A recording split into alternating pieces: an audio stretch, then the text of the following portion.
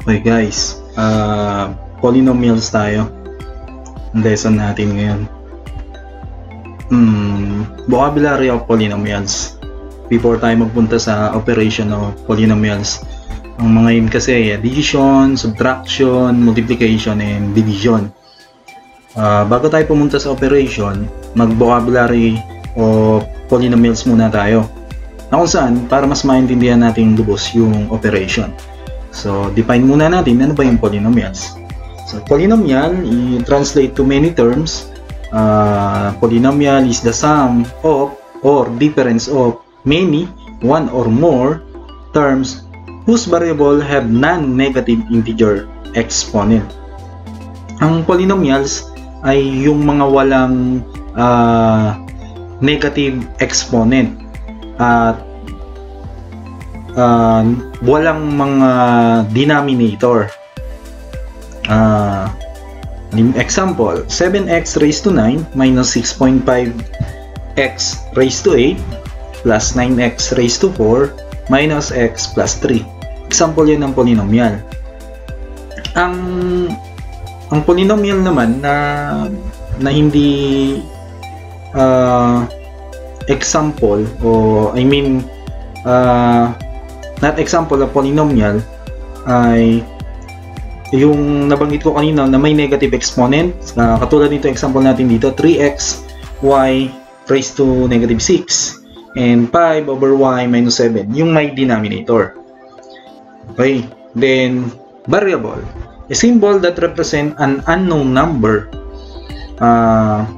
Example, yung x, y, alpha, theta, yan, beta can be used as variable.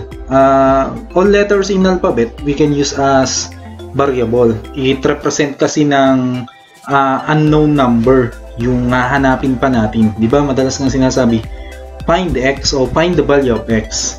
X represent for the unknown number. Ayan, maliwanag na. Now, constant. Ano bang constant? Constant, a number on its own. Example kasi ng mga constant, halimbawa, whole number. Meron tayo rito sa baba. 5x raised to 2 minus 9 is equal to 8. So, may arrow tayo na yung 8 is constant. At the same time, yung 9. Constant yun. Kasi, siya na yun as in number ng sarili na niya. Hindi na mababago. Next, coefficient. The numerical coefficient of the term is the number attached to that term. Katulad nito, 5x raised to 2, yung variable na x na naka-exponent sa 2, meron siyang coefficient, numerical coefficient, yung number before the variable, yun yung coefficient. Then operator is a symbol such as plus, times, etc. that shows an operation. Ibig sabihin, yun kasi yung magsasabi sa atin kung anong gagawin natin. So, sa pagkakataong ito, ang operator natin dito is subtraction o minus. Pasensya na kung medyo sumala yung arrow doon na nakatutok doon sa operator. 5x raised to 2 minus 9 is equal to 8. Ang operator natin is subtraction, minus 9. So, yun po yun. Yan. Yung term and expression naman tayo. Ano ba yung term at ano ba yung expression? So, malalaman natin dito. Then, meron naman tayong example sa baba. Alin ba yung term, alin ba yung expression? Term, an algebraic term is an expression that contains constant and or variables. The terms of a polynomial are the things separated by plus or minus sign. So, yan yung term. Katulad kanina yung operator. Then, expression is a group of terms. The terms are separated by plus or minus sign. Tulad dito, yung 5x, yung 9 at 8, ang tawag doon, term. So, isa lang siya. Hindi siya tawag dito. Hindi siya mapapasama dun sa expression. Yung expression naman kasi ay binubuo ng mga terms. Kaya sabi dito, is a group of terms. Okay, sana maliwanag. Yung expression ay halimbawa example dito, 5x minus 9. Expression po yun. Ngayon, yung example kasi natin dito ay may equals to 8. Equation naman po ang tawag yan. Kaya kung makikita nyo, yung bracket bar, ang nire-represent lang na expression ay 5x minus 9. At yung 5x, yung negative 9 o minus 9, yung 8 ay term. Nawa, okay na, maliwanag na yung term and expression. Ngayon, tayo sa types of polynomials. Bali ito lang yung madalas na na-encounter natin. Number 1, monomial is a polynomial with one term. So katulad doon, 5x, 5y, 3y, monomial yun. Binomial is a polynomial with two terms. Katulad doon sa example natin kanina, 5x minus 9, yun, binomial yun. Kasi dalawang term. Ang operator niya, it can be positive or negative, or I mean plus or minus sign. Trinomial is a polynomial with three terms. Tatlo naman ito. Example naman ito, x squared plus 2x plus 1. Yung x squared plus 2x sa plus 1, tatlong terms siya, kaya trinomial.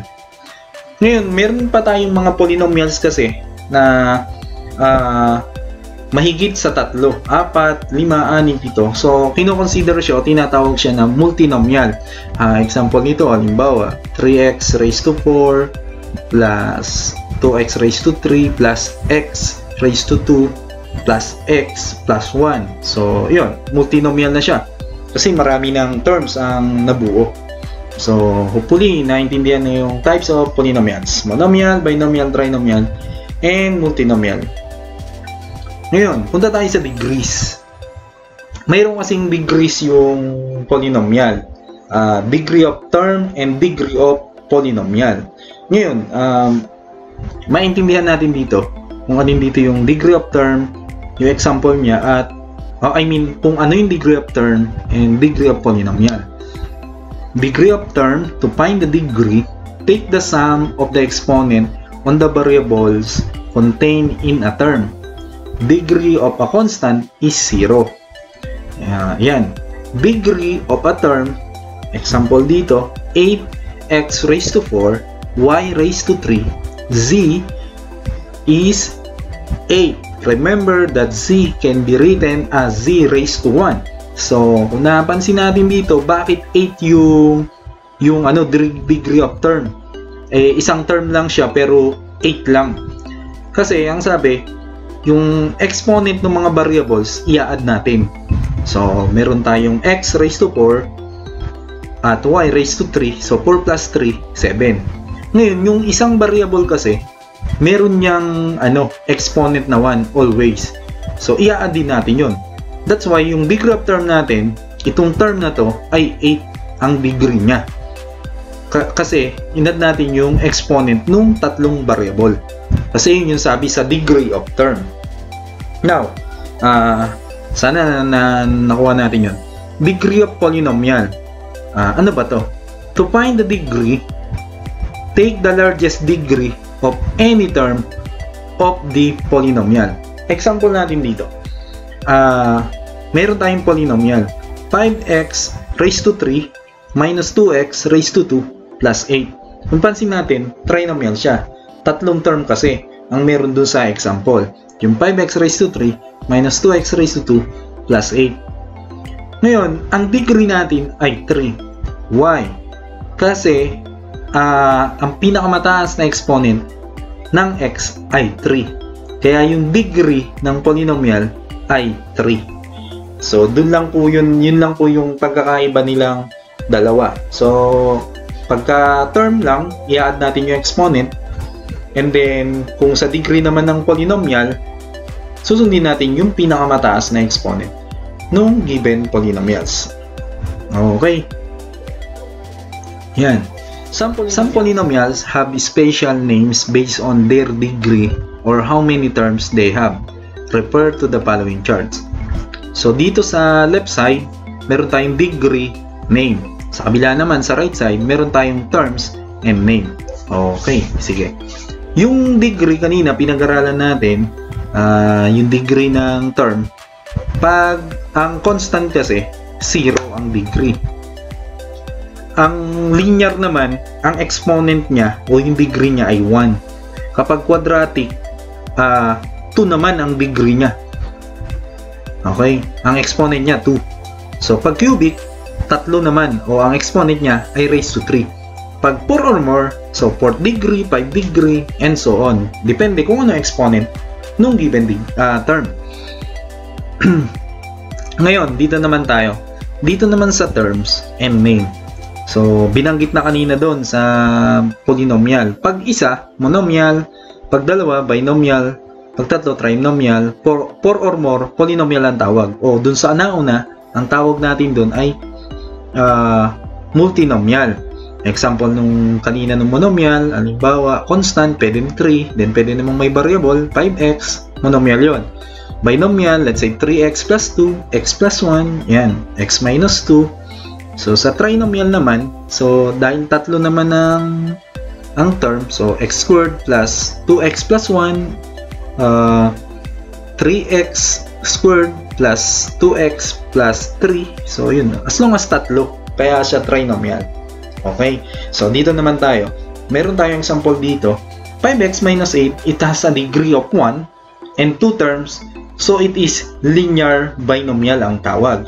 Linear kasi ang degree niya ay 1. Tapos, ang terms niya dalawa, kaya binomial.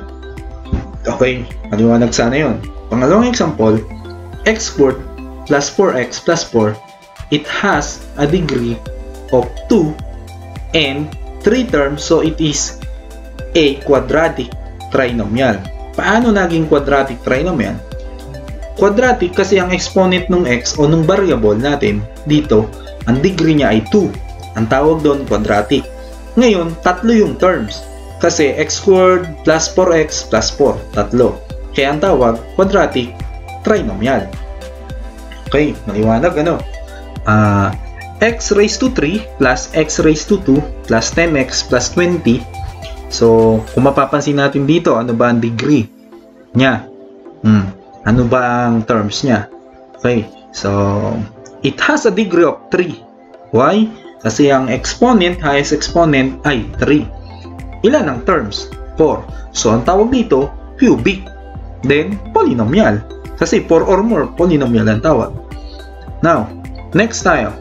7x raised to 7 plus 9x raised to 2 plus x plus 4. It has a degree of 7. Why? Kasi the highest exponent of our variable in the given example ay 7. 4 terms, so it is a 7th degree polynomial. 7 degree, sabi niya. 4 terms. 2, 4. Then degree, 7. Kasi highest yung exponent ay 7. Okay. So, salamat po. Yun lamang sa vocabulary natin. Hopefully na natuto tayo. Salamat.